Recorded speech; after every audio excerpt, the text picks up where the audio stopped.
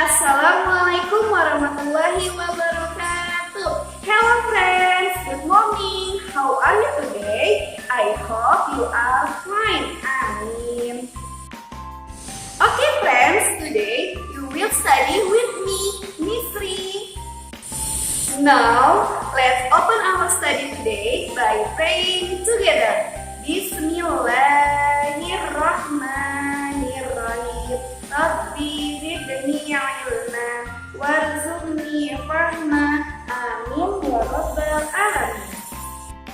Baik teman-teman, sekarang kita lihat dulu yuk tujuan pembelajaran hari ini. Silakan. Tujuan pembelajaran 1. Siswa mampu mengetahui kalimat pemberitahuan yang terdapat pada teks di buku. 2. Siswa mampu menyebutkan aturan memelihara hewan di rumah. 3. Siswa mampu melakukan gerak tarik kupu-kupu. 4. Siswa mampu menentukan jumlah hewan terbanyak dan tersedikit dan mengurutkannya.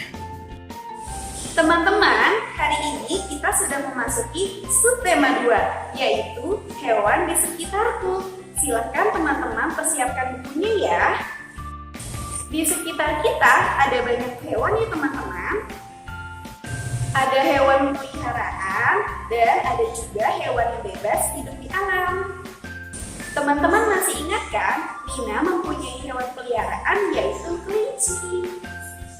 Sebelum memelihara kelinci, Nina mencari tahu dulu bagaimana cara memelihara kelinci.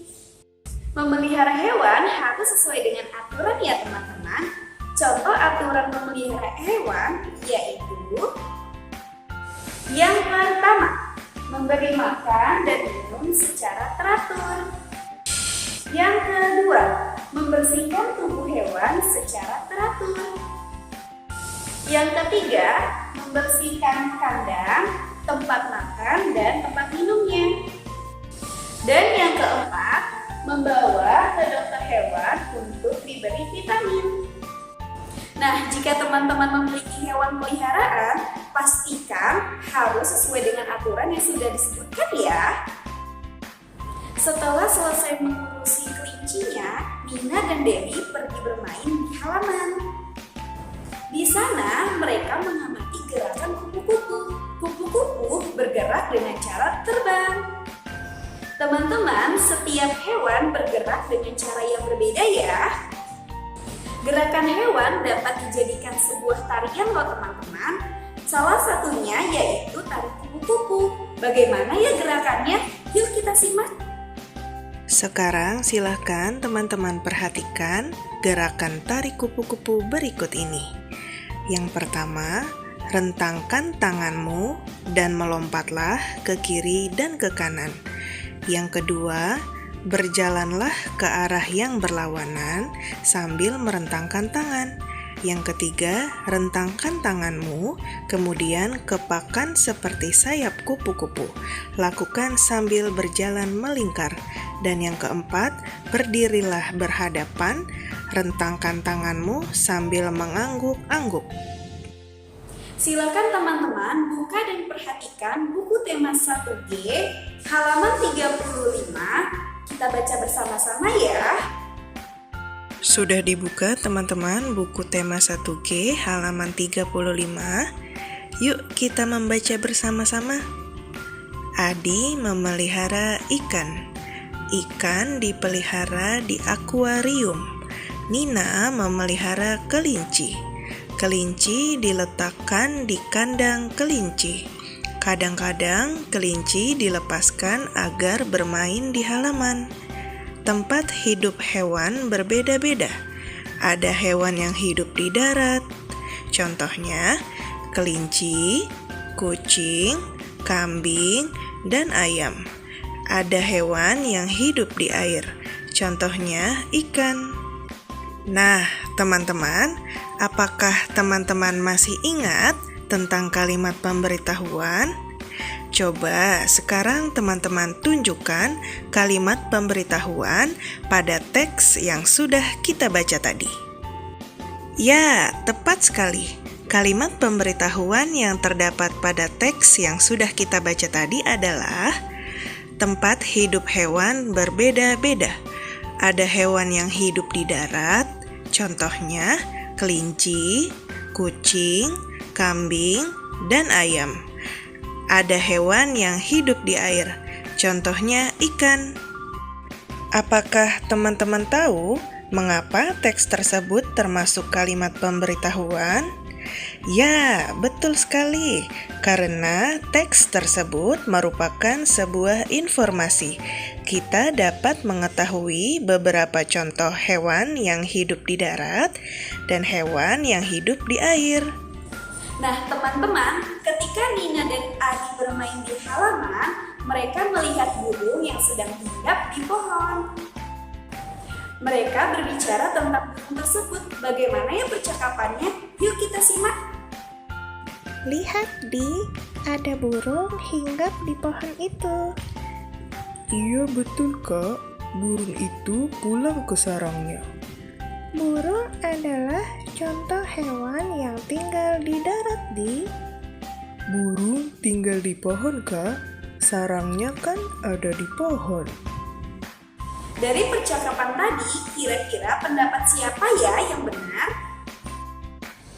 Apakah pendapat Nina atau Adi ya teman-teman? Ya, baik Nina ataupun Adi, mereka sama-sama memiliki pendapat yang benar. Burung adalah contoh hewan yang tinggal di darat. Contoh dari daratan yang termasuk dalam percakapan tersebut yaitu sarang burung yang ada di pohon. Pada percakapan tadi, Adi juga menanggapi pemberitahuan Nina loh teman-teman. Tanggapan merupakan ungkapan setuju ataupun tidak setuju. Adi memberikan ungkapan tidak setuju atas pemberitahuan yang diberikan oleh Nina. Dalam memberikan tanggapan, kita harus menggunakan bahasa yang baik dan sopan ya, agar tidak menyakiti hati orang lain. Jangan lupa untuk memberi alasan saat teman-teman memberi tanggapan. Contohnya seperti percakapan yang sudah kita baca ini ya. Sekarang silahkan teman-teman buka buku tema 1G halaman 41. Teman-teman boleh menjeda video ini terlebih dahulu ya untuk menghitung. Ada berapa banyak jerapah? Ya, tepat sekali, ada 8 jerapah. Selanjutnya, ada berapa banyak zebra? Ya, tepat sekali, ada 15 zebra. Lalu, ada berapa banyak rusa? Ya, tepat sekali, ada 12 rusa. Selanjutnya, hewan apakah yang paling banyak? Ya, betul sekali. Hewan yang paling banyak adalah zebra. Lalu, hewan apakah yang paling sedikit? Ya, betul sekali. Hewan yang paling sedikit adalah jerapah. Untuk membandingkan banyak benda, teman-teman dapat membandingkan bilangan. Perhatikan nilai tempat bilangan mulai dari puluhannya terlebih dahulu. Jika sama, perhatikan nilai tempat satuan. Setelah membandingkan bilangan, tentunya teman-teman dapat mengurutkan bilangan ya. Perhatikan contoh berikut ini. Ada 25 kucing, 40 kelinci, dan 36 burung. Kita akan membandingkan bilangan 25, 40, dan 36. Pertama, perhatikan angka puluhannya. 2 lebih kecil dari 4 dan 3. 3 lebih besar dari 2. 3 lebih kecil dari 4. Dengan membandingkan angka puluhan, kita dapat mengetahui bahwa 25 lebih kecil dari 40 dan 36. 36 lebih besar dari 25, akan tetapi lebih kecil dari 40. Jadi, urutan bilangan dari yang terkecil adalah 25, 36, dan 40. Hewan yang paling banyak adalah kelinci.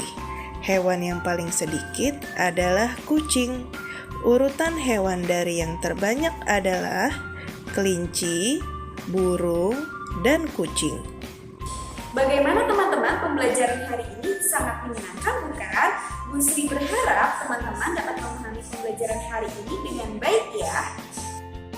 Sekarang Bu Sri meminta bantuan teman-teman untuk menyiapkan pensil, buku, dan penghapusnya ya, karena Bu Sri akan memberikan beberapa pertanyaan. Silakan. Pertanyaan nomor 1. Tuliskanlah 2 contoh hewan berdasarkan tempat hidupnya. Pertanyaan nomor 2. Isilah pertanyaan berikut ini sesuai dengan gambar. Alhamdulillah, pembelajaran hari ini telah selesai. Pesan Bu Sri, keep spirit, keep healthy, and keep smile. Dan tidak lupa untuk melaksanakan sholat 5 waktu dan murojaahnya. Sampai jumpa di video pembelajaran berikutnya. Wassalamualaikum warahmatullahi wabarakatuh.